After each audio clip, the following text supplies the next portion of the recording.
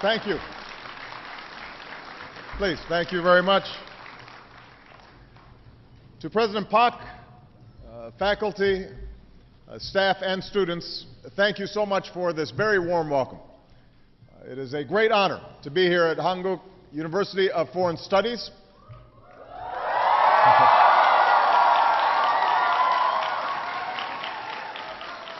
I want to thank Dr. Barck for a few moments ago making me an honorary alumni of the university.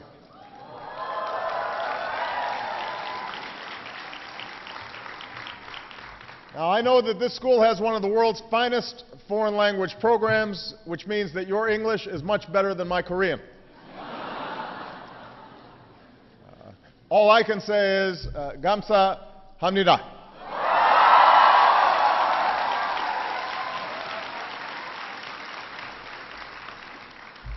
Now, this is my third visit to the Republic of Korea as president. I've now been to Seoul more times than any other capital, except for Washington, D.C., of course. And this reflects the extraordinary bonds between our two countries and our commitment to each other. I'm pleased that we're joined by so many leaders here today, Koreans and Americans, who help keep us free and strong and prosperous every day. And that includes our first Korean-American ambassador to the Republic of Korea, Ambassador Song Kim.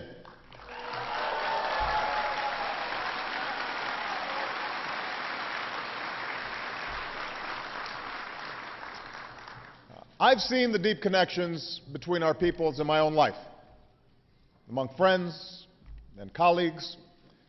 I've seen it in so many patriotic Korean Americans, including a man born in this city of Seoul who came to America and has dedicated his life to lifting up the poor and sick of the world. And last week, I was proud to nominate him to lead the World Bank, Dr. Jim Yong Kim.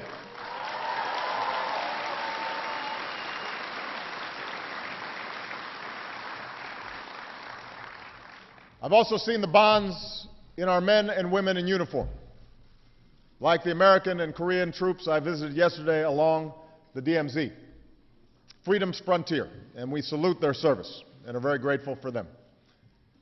We honor all those who have given their lives in our defense, including the 46 brave souls who perished aboard the Chonan 2 years ago today. And in their memory, we reaffirm the enduring promise at the core of our alliance. We stand together, and the commitment of the United States to the defense and the security of the Republic of Korea will never waver.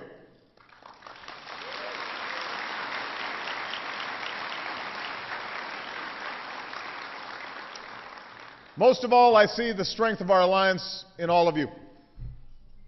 For decades, this school has produced leaders, public servants, diplomats, business people, who've helped propel the modern miracle that is Korea, transforming it from crushing poverty to one of the world's most dynamic economies, from authoritarianism to a thriving democracy, from a country focused inward to a leader for security and prosperity not only in this region but also around the world, a truly global Korea.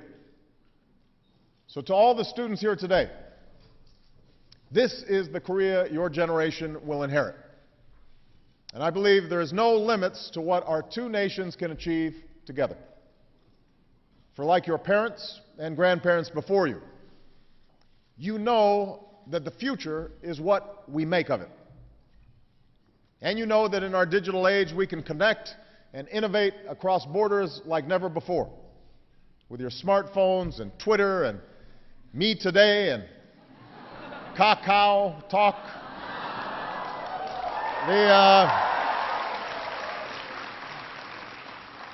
It's no wonder so many people around the world have caught the Korean wave. How you? Or consider this.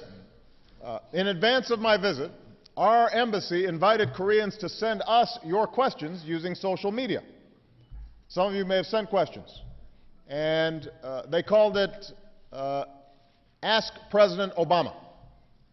Now, one of you, maybe it was somebody else, this is true, asked this question: have you posted yourself a supportive opinion on a website under a disguised name, pretending you are one of the supporters of President Obama.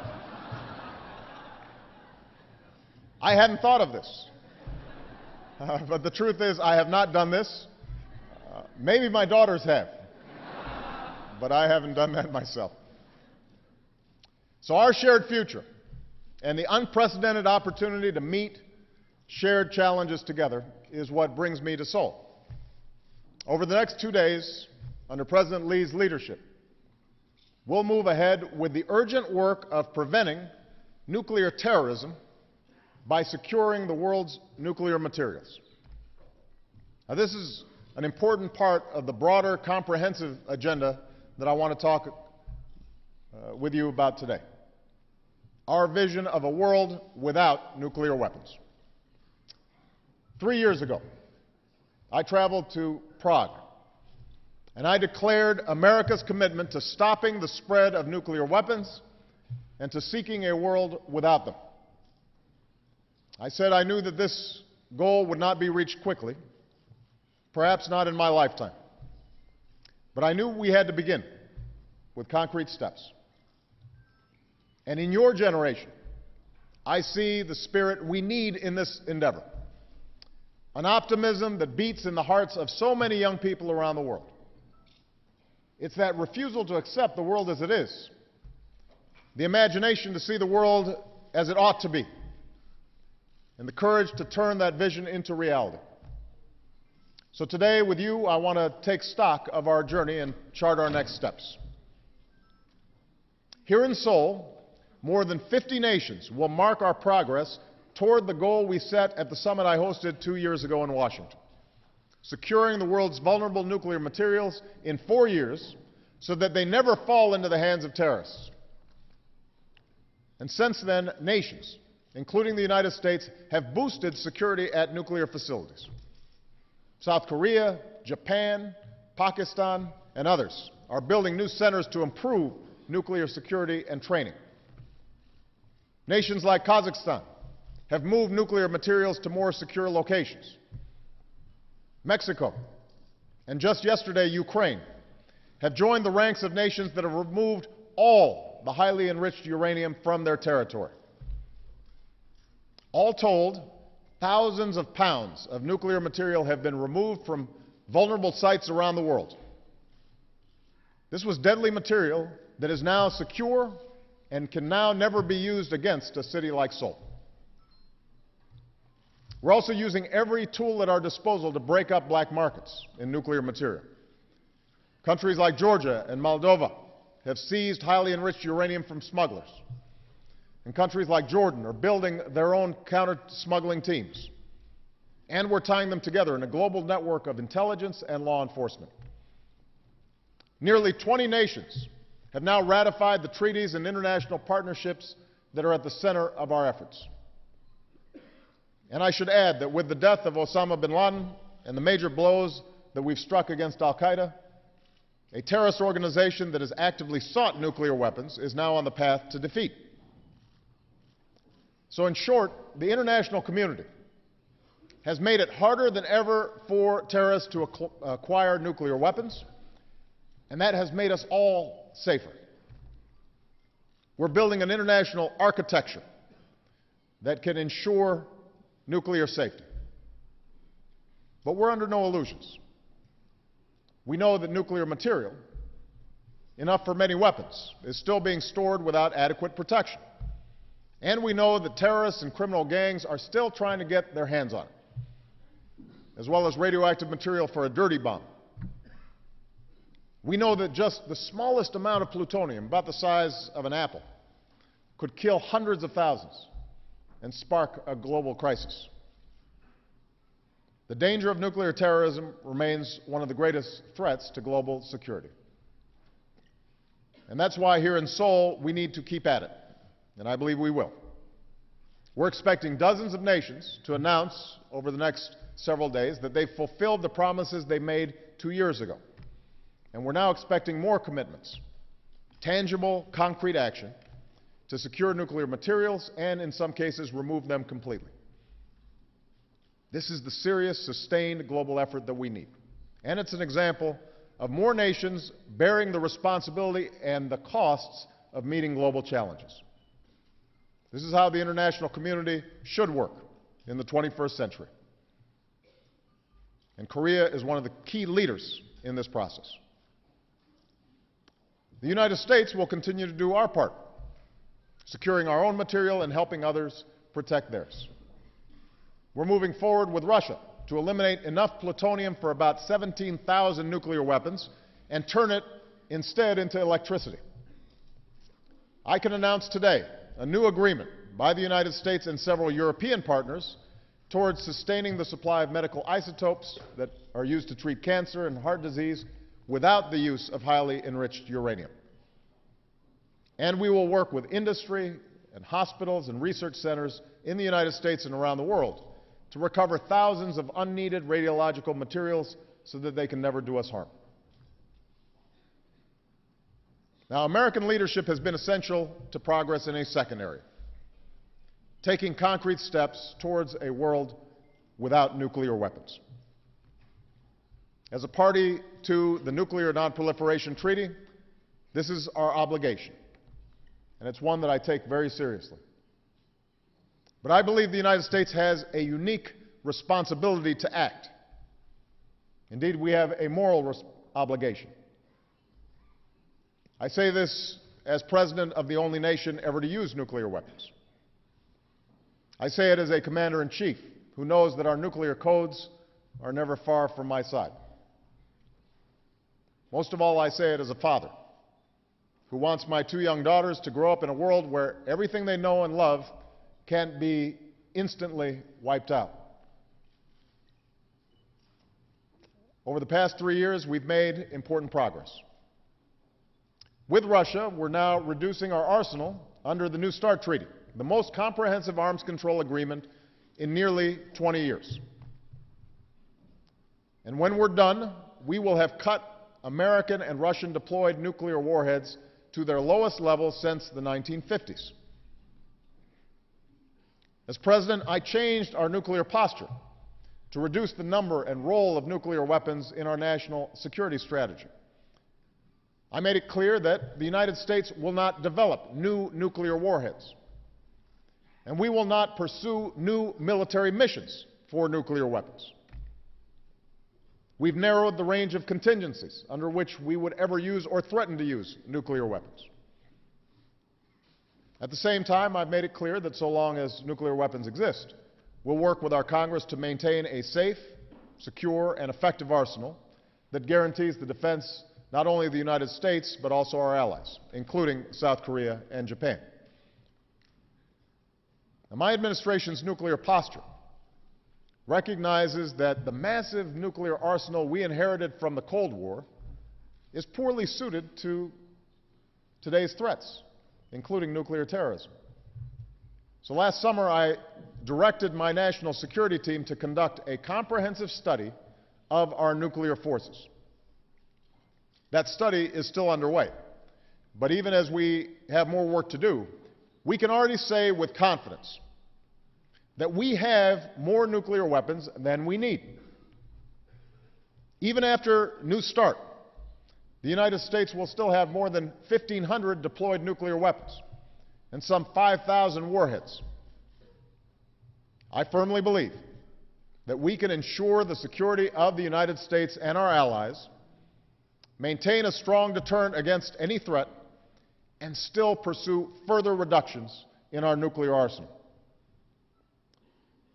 Going forward, we'll continue to seek discussions with Russia on a step we have never taken before, reducing not only our strategic nuclear warheads, but also tactical weapons and warheads in reserve.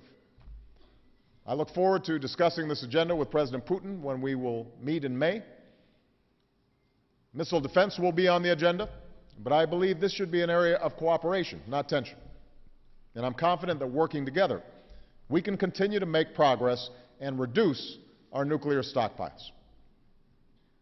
Of course, we'll consult closely with our allies every step of the way, because the security and defense of our allies, both in Europe and Asia, is non-negotiable.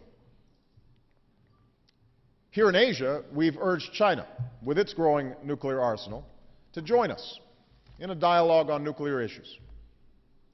That offer remains open. And more broadly, my administration will continue to pursue ratification of the Comprehensive Test Ban Treaty. And after years of delay, it's time to find a path forward on a new treaty that verifiably ends the production of fissile materials for nuclear weapons, ends it once and for all.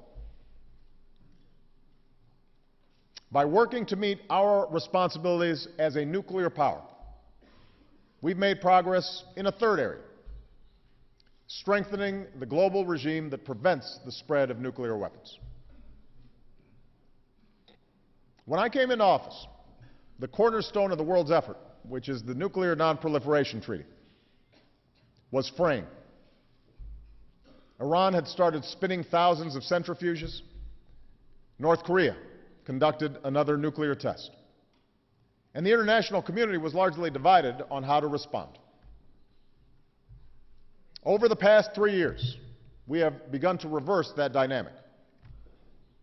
Working with others, we've enhanced the global partnership that prevent proliferation.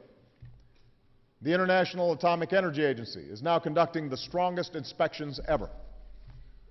And we've upheld the basic bargain of the NPT. Countries with nuclear weapons, like the United States and Russia, will move towards disarmament.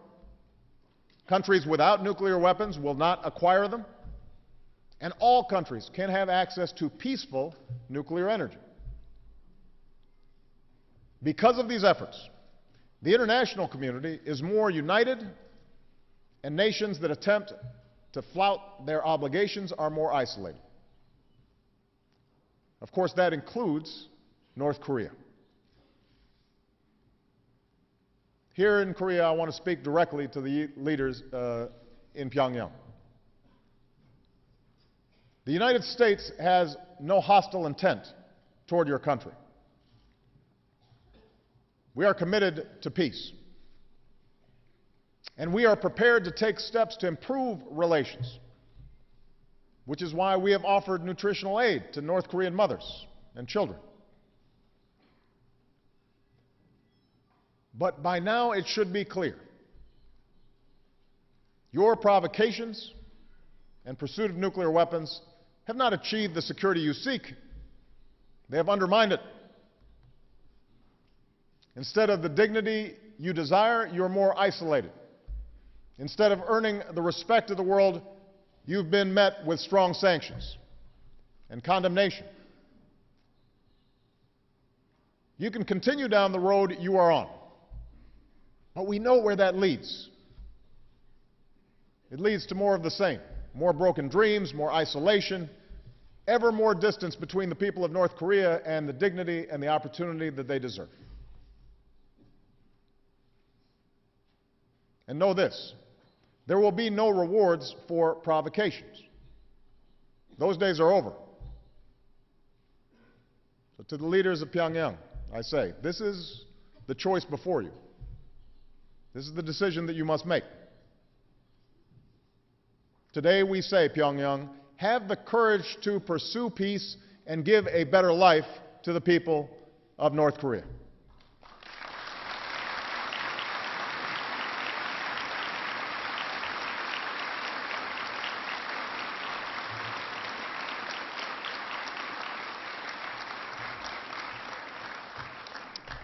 This same principle applies with respect to Iran. Under the NPT, Iran has the right to peaceful nuclear energy. In fact, time and again, the international community, including the United States, has offered to help Iran develop nuclear energy peacefully. But time and again, Iran has refused, instead taking the path of denial, deceit, and deception. And that is why Iran also stands alone, as the only member of the NPT unable to convince the international community that its nuclear program is for peaceful purposes. The only member. That's why the world has imposed unprecedented sanctions, slowing Iran's nuclear program. The international community is now poised to enter talks with Iran's leaders.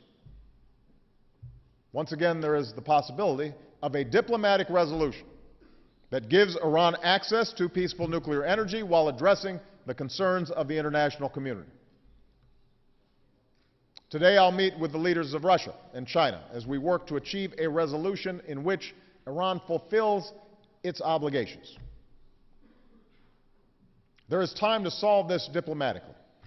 It is always my preference to solve these issues diplomatically. But time is short. Iran's leaders must understand they too face a choice. Iran must act with the seriousness and sense of urgency that this moment demands. Iran must meet its obligations. For in the global response to Iran and North Korea's intransigence, a new international norm is emerging. Treaties are binding. Rules will be enforced. And violations will have consequences. We refuse to consign ourselves to a future where more and more regimes possess the world's most deadly weapons. And this brings me to the final area where we've made progress. A renewed commitment to harnessing the power of the atom, not for war, but for peaceful purposes. After the tragedy at Fukushima, it was right and appropriate that nations moved to improve the safety and security of nuclear facilities. We're doing so in the United States. It's taking place all across the world. As we do, let's never forget the astonishing benefits that nuclear technology has brought to our lives. Nuclear technology helps make our food safe. It prevents disease in the developing world. It's the high-tech medicine that treats cancer and finds new cures. And of course, it's the energy, the clean energy that helps cut the carbon pollution that contributes to climate change. Here in South Korea, as you know, as a leader in nuclear energy, you've shown the progress and prosperity that can be achieved when nations embrace peaceful nuclear energy and reject the development of nuclear arms. And with rising oil prices and a warming climate, nuclear energy will only become more important. And that's why in the United States we've restarted our nuclear industry as part of a comprehensive strategy to develop every energy source. We've supported the first new nuclear power plant in 3 decades. We're investing in innovative technologies so we can build the next generation of safe, clean nuclear power plants, and we're training the next generation of scientists and engineers who are going to unlock new technologies to carry us forward. One of the great challenges they'll face, and that your generation will face, is the fuel cycle itself in producing nuclear energy. We all know the problem.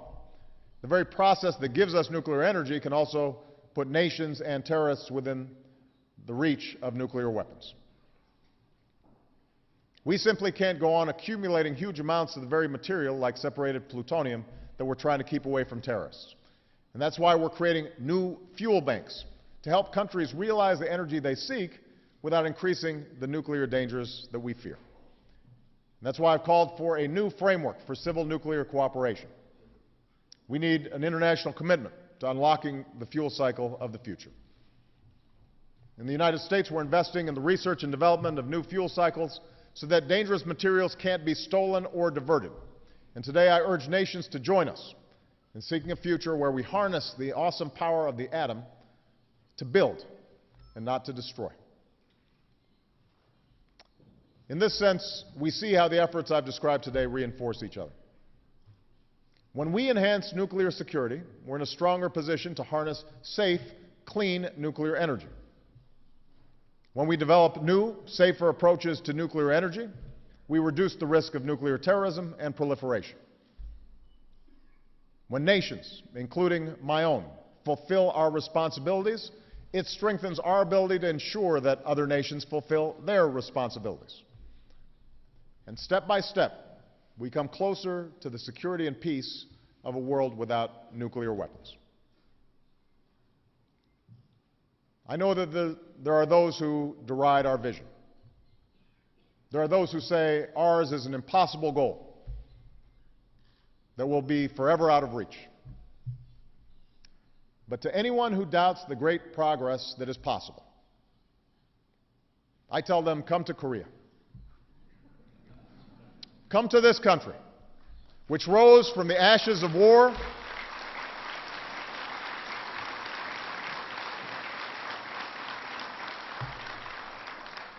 a country that rose from the ashes of war, turning rubble into gleaming cities. Stand where I stood yesterday, along a border that is the world's clearest contrast between a country committed to progress, a country committed to its people, and a country that leaves its own citizens to starve. Come to this great university, where a new generation is taking its place in the world.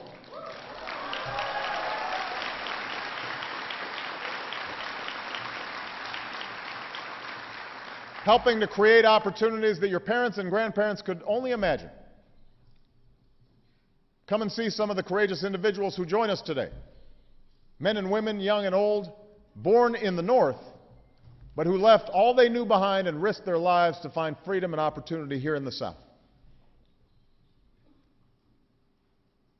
In your life stories, we see the truth. Koreans are one people. And if just given the chance, if given their freedom, Koreans in the North are capable of great progress as well. You know, looking out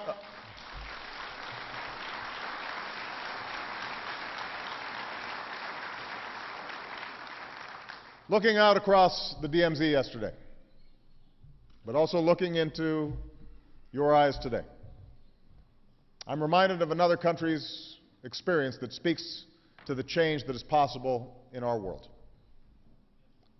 After a terrible war, a proud people was divided. Across a fortified border, armies massed, ready for war. For decades, it was hard to imagine a different future. But the forces of history and the hopes of man could not be denied. And today, the people of Germany are whole again, united and free. No two places follow the same path. But this much is true. The currents of history cannot be held back forever. The deep longing for freedom and dignity will not go away.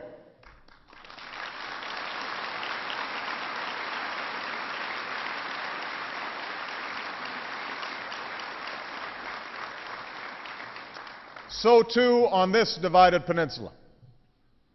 The day all Koreans yearn for will not come easily or without great sacrifice. But make no mistake, it will come. And when it does, change will unfold that once seemed impossible. And checkpoints will open, and watchtowers will stand empty, and families long separated will finally be reunited. The Korean people at long last will be whole and free. Like our vision of a world without nuclear weapons, our vision of a Korea that stands as one may not be reached quickly, but from this day until then, and all the days that follow, we take comfort in knowing that the security we seek, the peace we want, is closer at hand because of the great alliance between the United States and the Republic of Korea.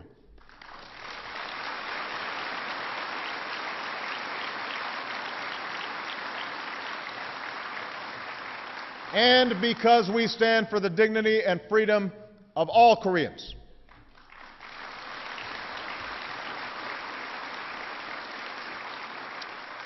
And no matter the test, no matter the trial, we stand together.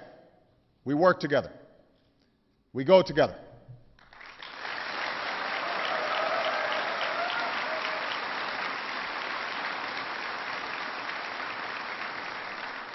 같이 갑시다. Thank you very much.